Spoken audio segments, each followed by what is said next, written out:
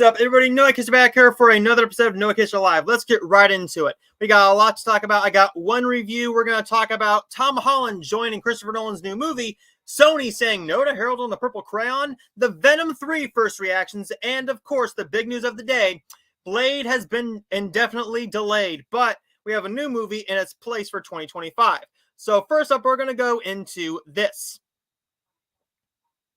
Tom Holland is cast in the brand new Christopher Nolan movie, also starring Matt Damon. So this is very interesting because we just learned that he has a new movie coming out, that Nolan has a new movie coming out next year.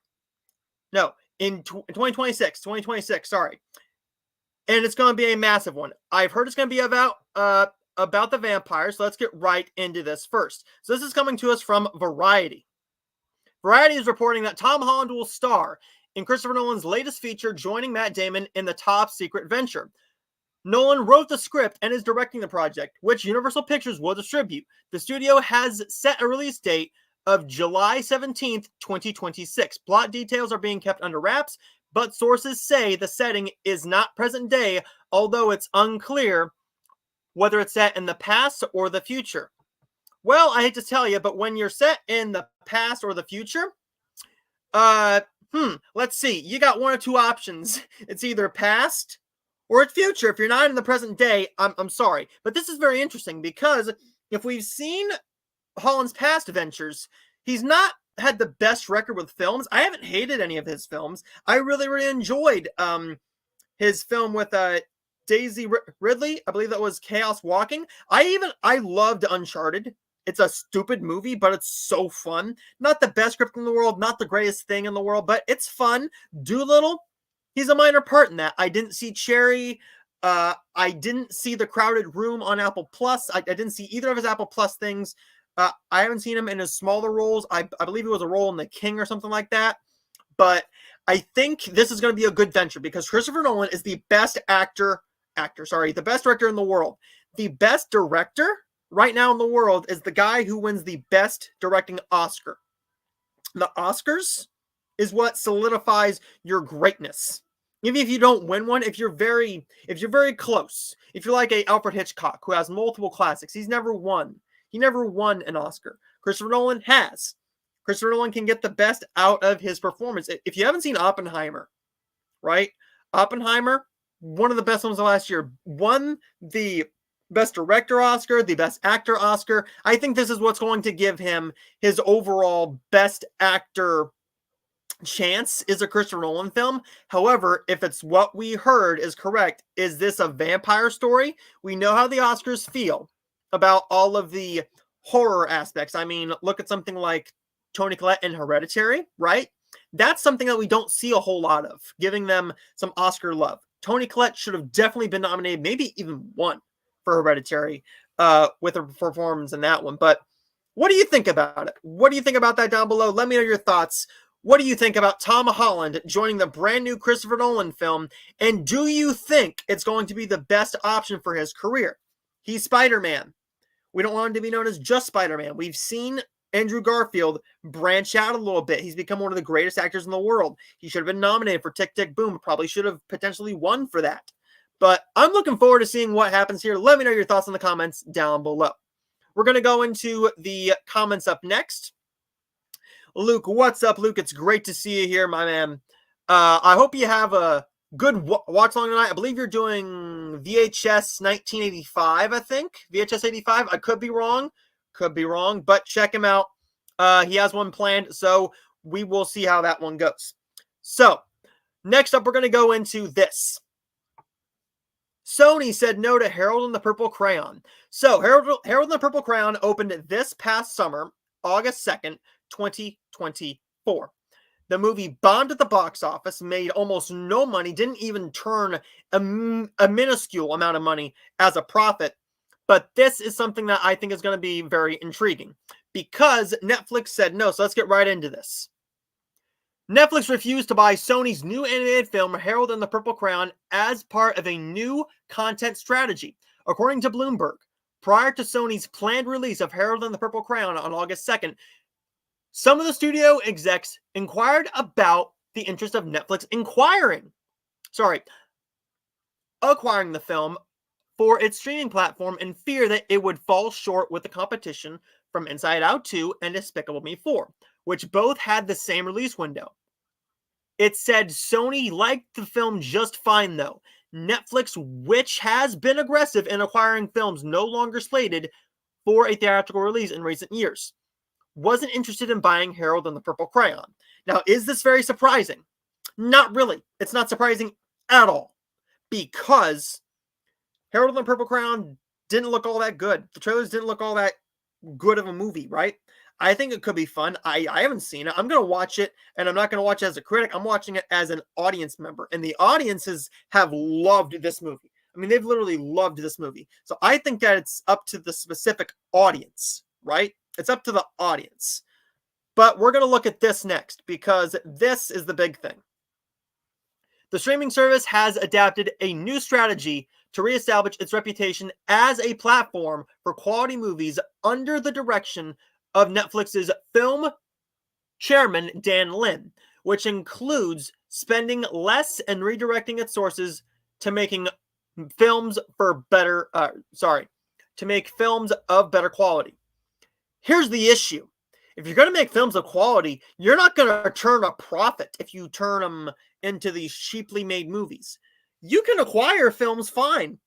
You did a small little release with The Irishman. You did a small little release with Glass Onion. You turned a bit of a profit there, right? You earned $40 million that you weren't going to earn. This is the issue. You didn't want to acquire Harold and the Purple Crayon because you saw it was a bad movie. You thought that it was going to be a mediocre start to your new strategy. Where's your new strategy? Make movies for cheaper and put them in fucking theaters. That's what you do. Put the motherfuckers in theaters and you'll turn a little bit of a profit. Don't spend $200 million on a red notice and not put it in theaters. Because if you spend $200 million and you stick it on Netflix, I don't care how much ad revenue you get. You're not turning a profit off of that. You're not going to gain any fans back from that. You're just going to get people who are on Netflix saying, oh, look, a brand new film. Sure, I'll watch that. Sure. Click. Me, I watched it. I enjoyed Red Notice. I thought it was fun. Would have been more fun in theaters?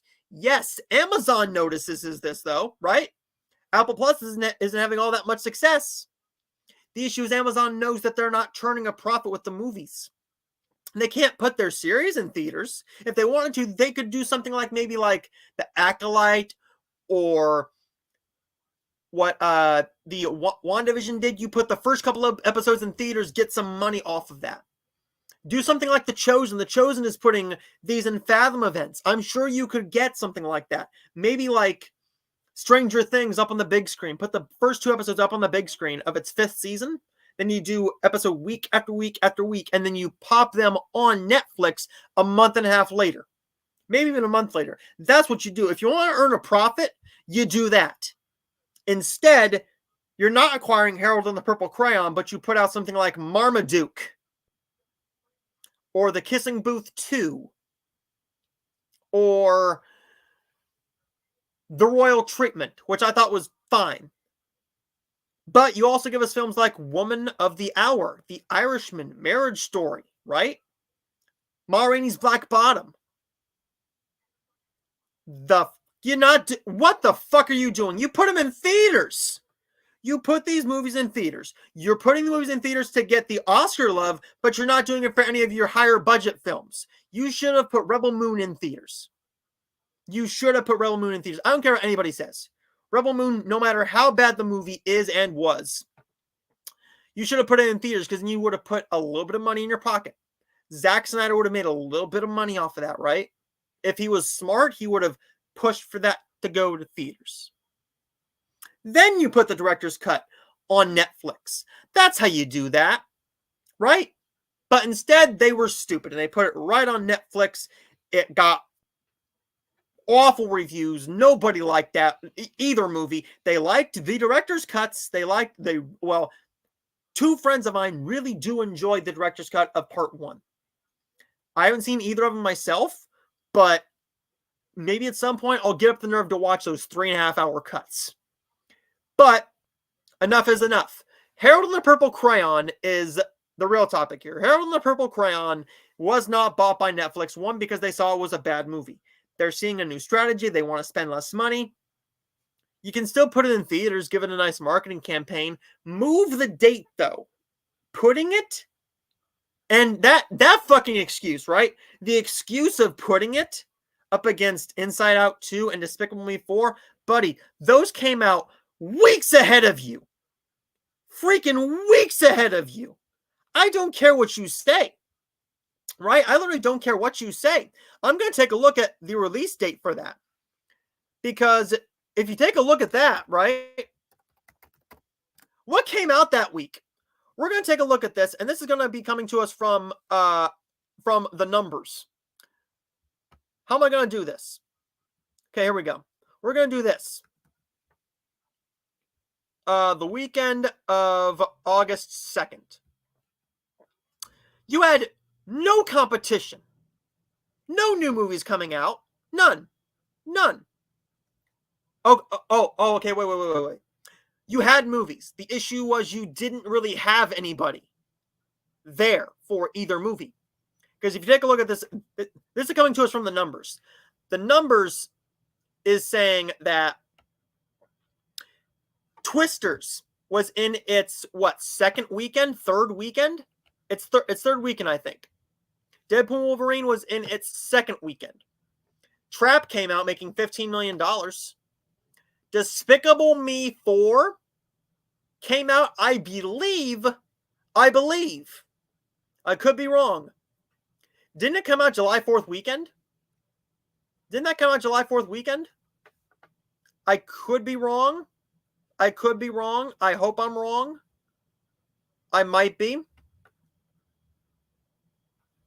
No, it came out July 4th weekend. Yeah.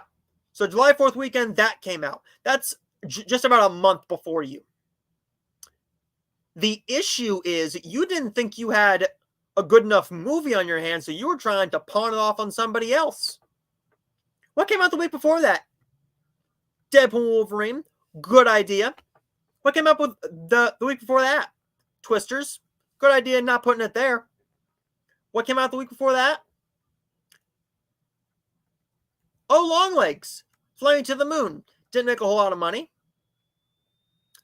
But if you take a look at what came out after that, you can't blame it on those two movies.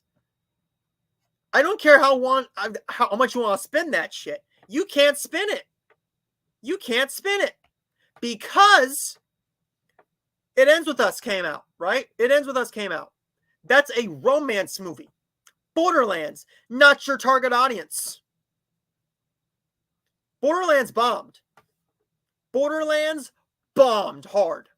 Only making $32.9 million. Go down here to Harold and the Purple Crayon.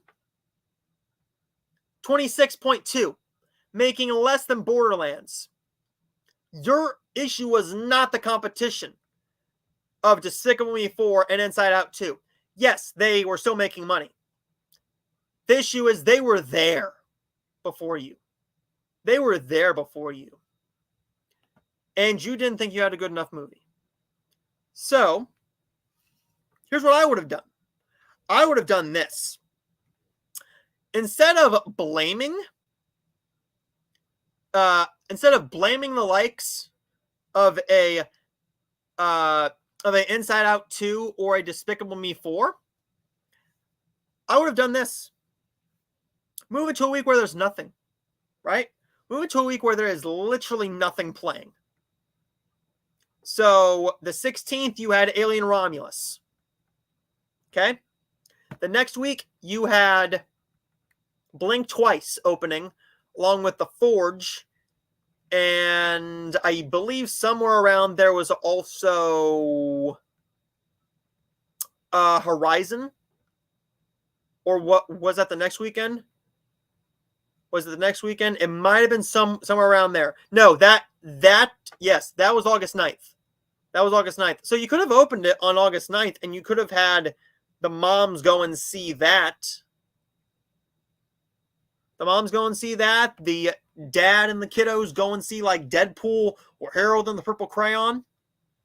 It's not that you had other movies going against you. It's that your movie didn't look any good. Trying to blame it on Disney and Universal with their billion-dollar franchises. Not smart there. Not smart. But Netflix said no with a strategy. So what do you think about the new strategy? I don't want to harp on this too long. I've already gone on about this for maybe 7, 8, 9 minutes. I'm not quite sure. But that's a load of bullshit.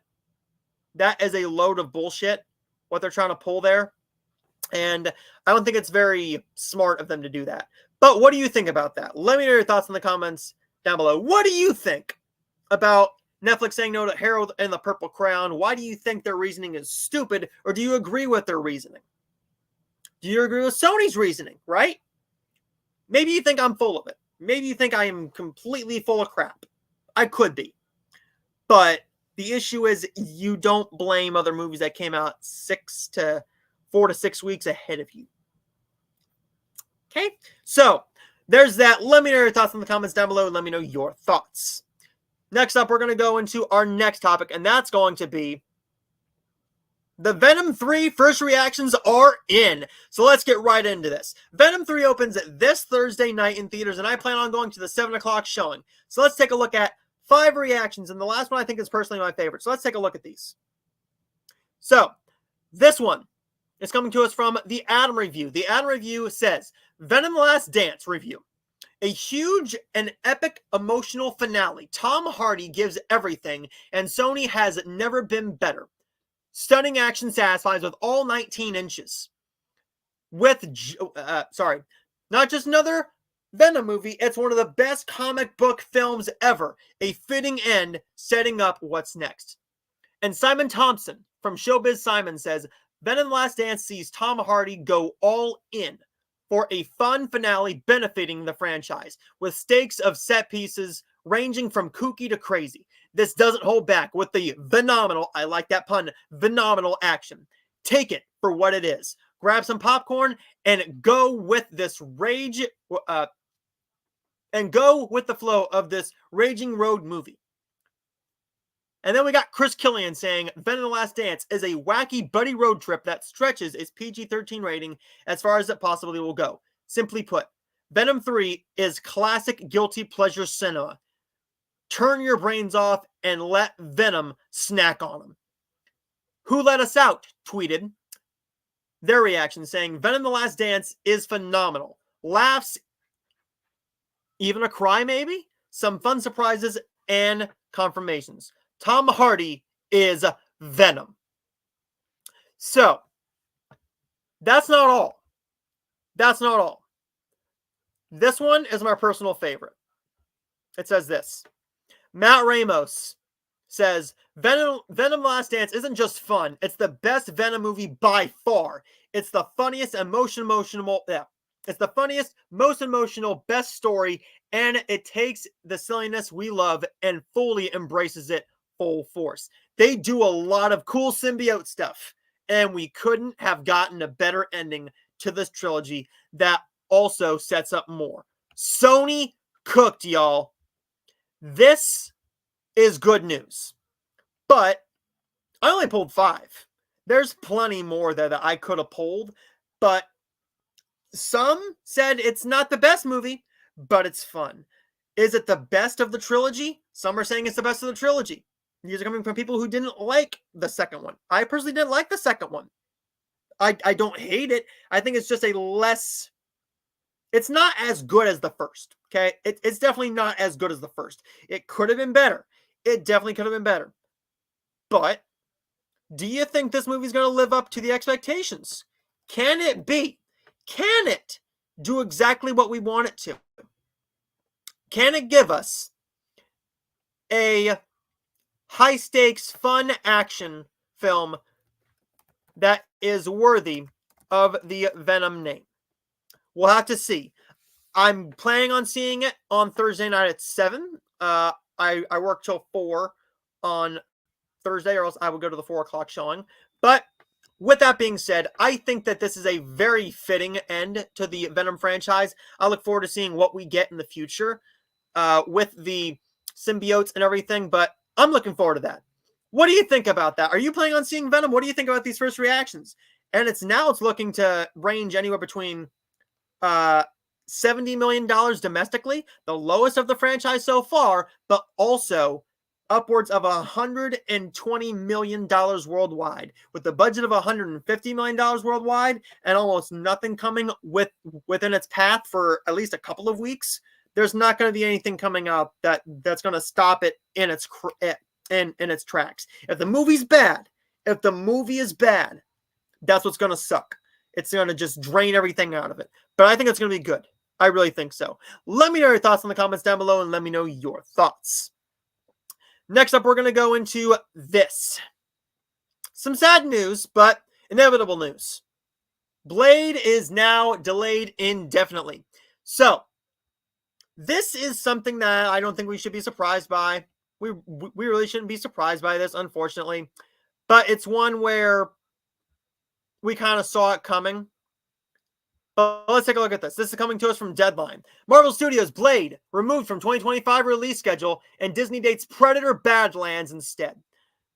In what comes as a surprise to nobody, Marvel Studios' Blade won't be coming out on November 7th, 2025. Rather, Disney is opening 20th Century Studios' Predator Badlands. The reboot of the famed Wesley Snipes Marvel movie was first announced at San Diego Comic-Con in 2019 with two-time Oscar winner Mahershala Ali starring. Production and development on Blade hit unavoidable delays with a global pandemic and dual industry strikes. The project saw two directors exit. Go a little bit more here. Sorry. Two exit. For Marvel boss Kevin Feige, it's important to make the best Blade movie ever. The studio won't make the movie until they've cracked a great script. In the meantime, Snipes had a cameo as Blade in the highest-grossing R-rated film of all time, Marvel's Studios' Deadpool and Wolverine. The Blade movies launched arguably the first R-rated superhero set of movies. Launched in 1998 by New Line Cinema, the other two titles in the trilogy were Blade 2 and 2004's Blade Trinity, altogether grossing $418.1 million at the worldwide box office, unadjusted for inflation. Marvel also announced that 3 untitled Marvel movies are dated for February 18th, 2028, May 5th, 2028, and November 10th, 2028. Dan Trachtenberg, who directed the previous film in the Predator franchise, Prey, which went straight to Hulu, is back for Predator Badlands, the latest installment starring Elle Fanning. There was the debate that Disney left money on the table, taking Prey straight to homes, and indeed, the reversal here indicates their continuing commitment to theatrical in the post-Bob Chapek era of the studio. The first Predator opened in the summer of 1987, starring Arnold Schwarzenegger and Carl Weathers, directed by John McTiernan. It grossed close to $100 million worldwide. All in, the Predator franchise counts 6 titles. That's including 2 Alien vs. Predator movies, with also a global take of $750 million. So, we also got news of that. We have a movie coming out in the Predator franchise entitled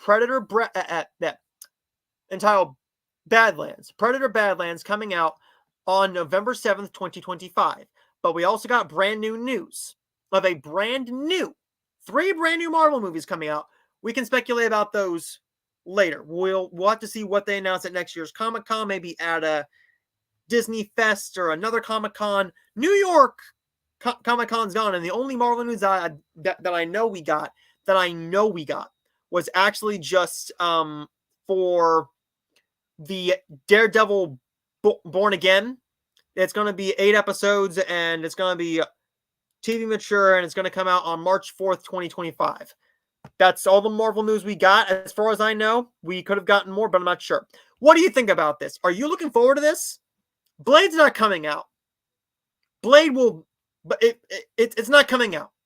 Mahershala Ali is too old. He's too old for this role now. He's 50.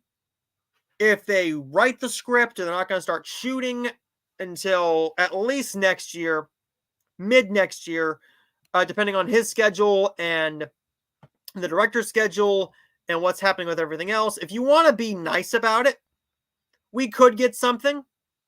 But Blade's done. Blade is not coming out. They might as well just announce they've shelved the movie. We're not going to get a Blade movie from the MCU anytime soon. Try again in a few years. Maybe introduce him in a Doomsday or a Secret Wars or a Fantastic Four or something, depending on. I'm not sure, but just maybe introduce him in some way as a actual on-screen character instead of to just a voice in what I heard in the Eternals. But what do you think about this?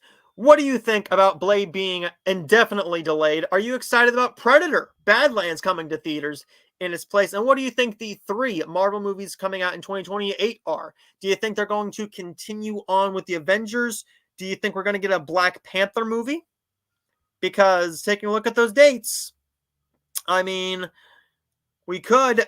Black Panther Wakanda Forever came out in November. I believe the first Black Panther movie came out in February. I could be wrong, but there's no better time. I mean, we'll just have to see what happens. But let me know your thoughts in the comments down below and let me know your thoughts. Next up, we're going to go into this, and this is our last topic before we go into our regularly scheduled segment. So let's get right into this. We're going to be, well, that popped up early. We're going to be doing my review for Woman of the Hour. So Woman of the Hour is the brand new Netflix movie starring Anna Kendrick. And this is all about a stranger than fiction story of an aspiring actor set in 1970s LA and a serial killer in the midst of a years-long murder spree whose lives intersect when they're cast on an episode of The Dating Game. So here's the issue, right? This is the directorial debut of Anna Kendrick.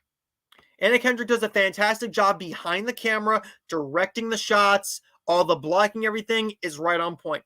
Here's the issue, though. You don't get to know her as a person. You know she's a struggling actor. That's all you know about her, though. They spend more time making you feel for him because he's not a nice guy. He's the first thing you see in the movie. One of the first 2 people you see in the movie. You see his first victim. The first person he kills. That's how the movie starts.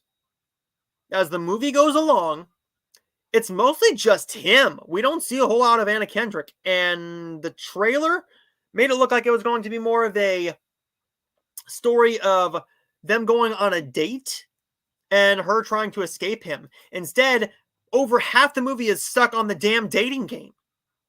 You're on this stage for over half the movie, and they go on a minor date, which he's very hesitant of.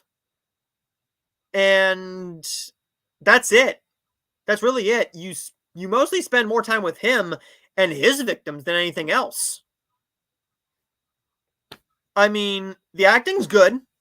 The acting is top-notch. It's very, very good. The script could have used a little bit more work, though, and give us a little bit more character for her.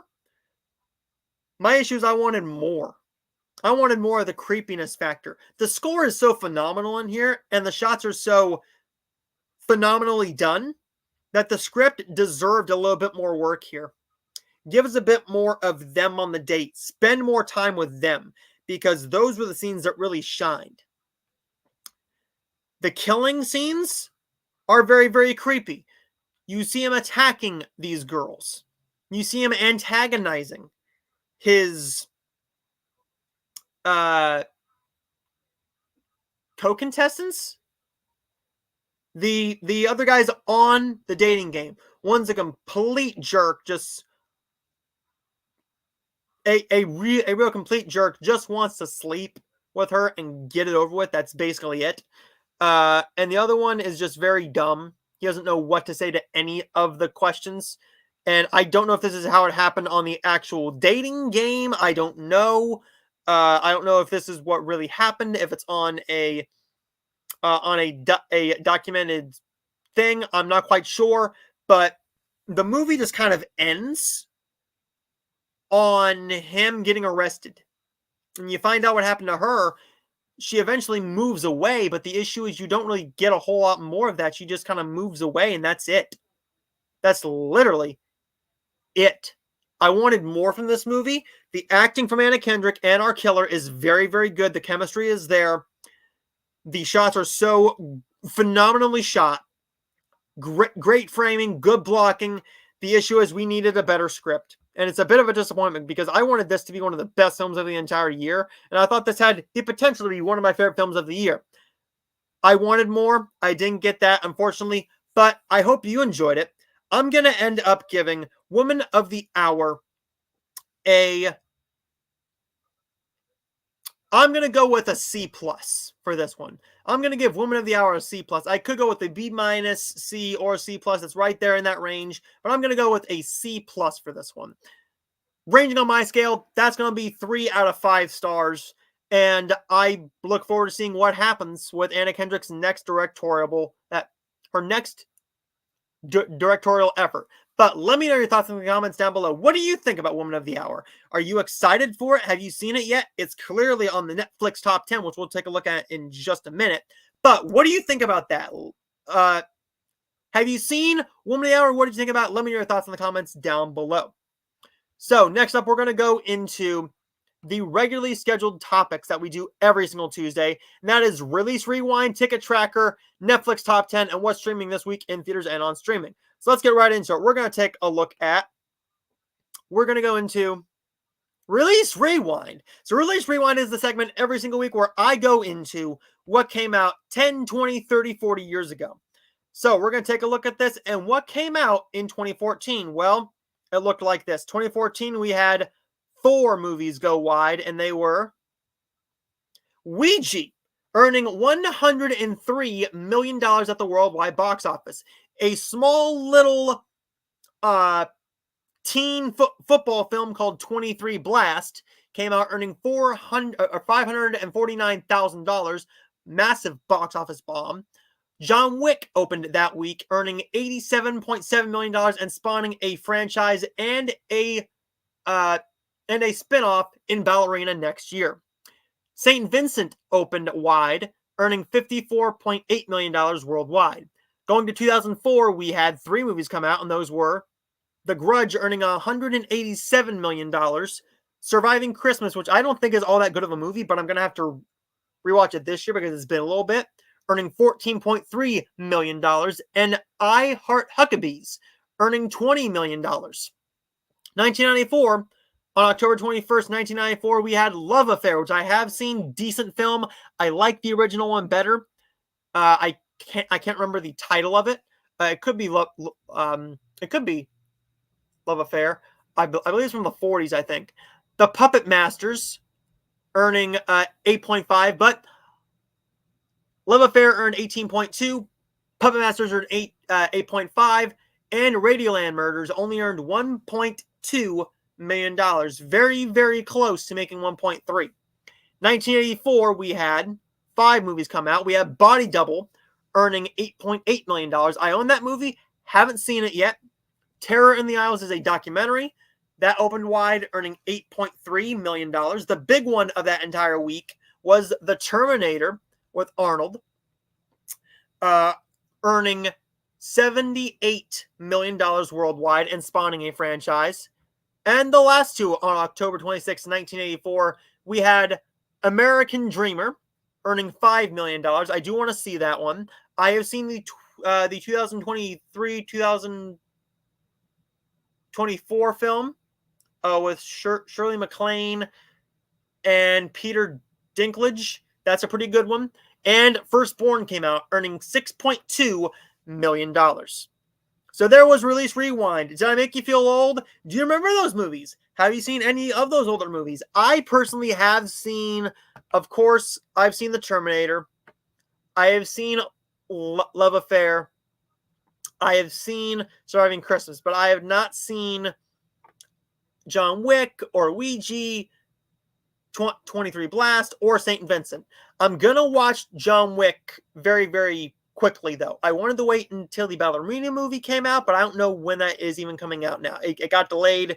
We'll just have to see. But what do you think about Release Rewind? Let me know your thoughts in the comments down below. And do you like this segment?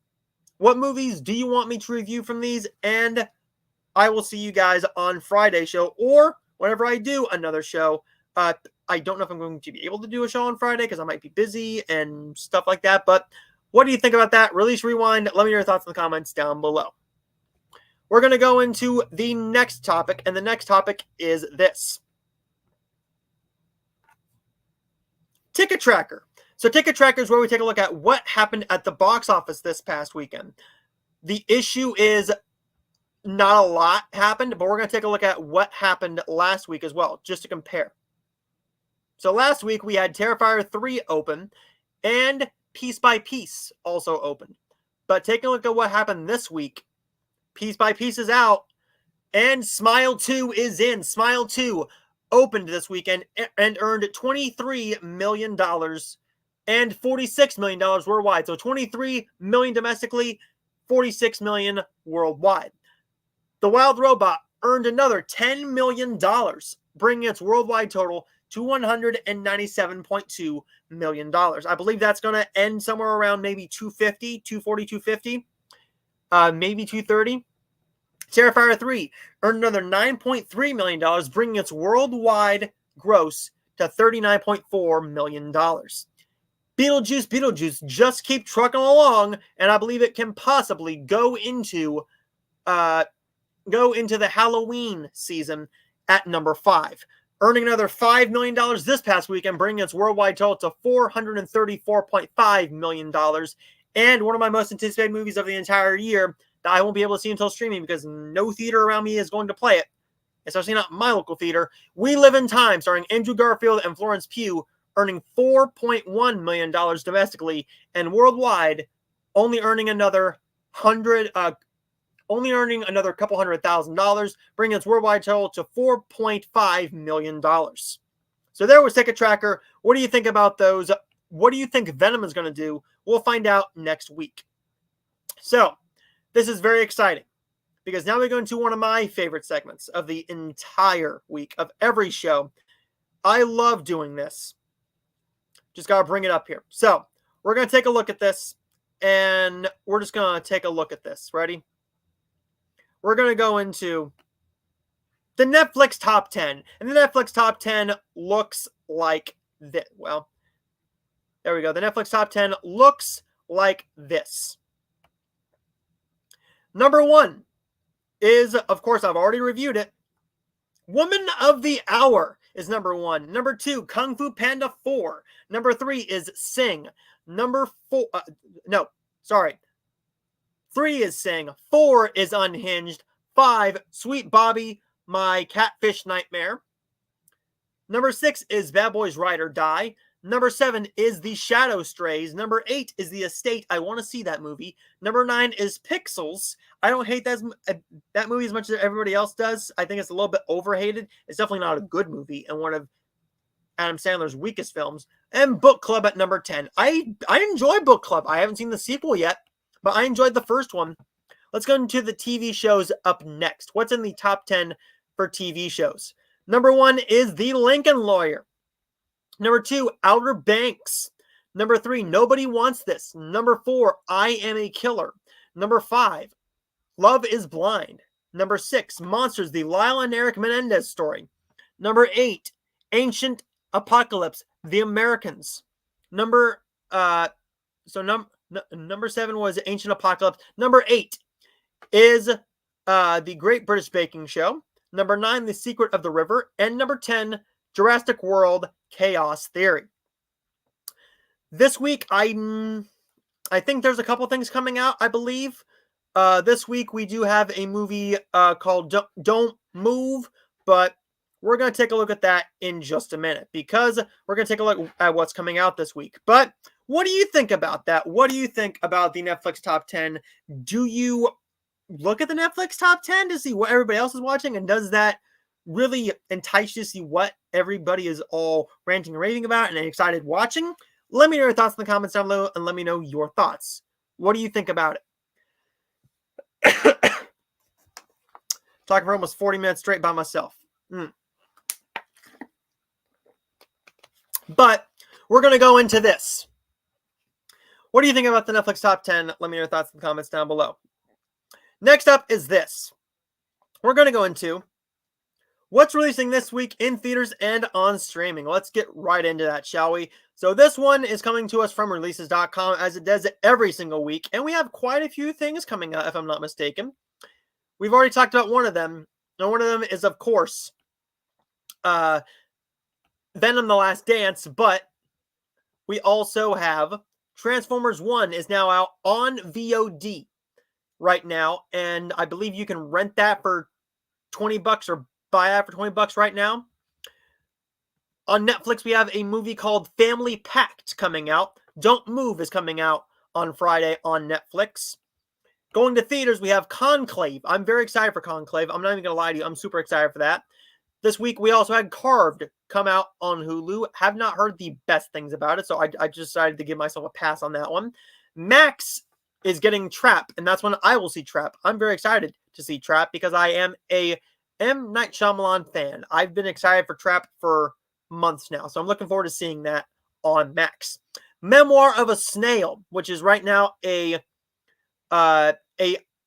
Best Animated Feature Oscar contender, coming to theaters. Hijack 93 is going to Netflix. And then going just a little bit further here, Do Patty is on Netflix. The Hallmark movie this time each year is going to be on the Hallmark Movies and Mysteries channel. And then we'll go into next Tuesday as well, because why not? Joker, Folie à Deux, and The Substance come out to rent. So if I feel like I have the money and if I want to, I might rent both of those. I might just rent or buy both of those. I'm hoping that's that The Substance isn't $20. Joker, Folie à Deux, I didn't get a chance to see it in theaters, but I'm hoping that I can. I'm hoping I'm just going to just rent the movie and love it, but we will see. But stay tuned, because I'll have more reviews for you next week. I know I will have my my review of probably Don't Move, maybe Transformers 1, and I do have a screener that I have to watch for a movie I'm not going to say yet. But I did want to say this before we end the show. I didn't want to do the Hallmark movies this time because I know that my audience on live stream doesn't really enjoy those, but my audience as a whole does. And thank you for supporting my last video on this channel, which was the Heartful of Hallmark podcast interview with Max McGuire, Cindy Busby, and Carly Smale. I loved doing that interview with my co-host Kirsten. Loved doing those with her, and I loved that interview. We had such a great time. Check it out. But if you guys want me to bring back I'm still going to review them, but if I don't review them in singular videos and upload them separately, so I can try and edit them and make this show a little bit easier for myself when reviewing and not worrying about the pictures going up on time and framing them and everything, I'm just going to try and do the reviews this way now. But if I can't, then I'll just review all of them on Friday's show, or I might just do a live stream tomorrow. I'm not quite sure. But I will have my reviews of the 3 new Hallmark movies this past week, and I can't wait to talk about those. So as always, guys, like and subscribe if you're new.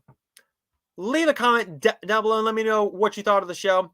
And as always, I will see you guys next time. So where did you go when the fire is low?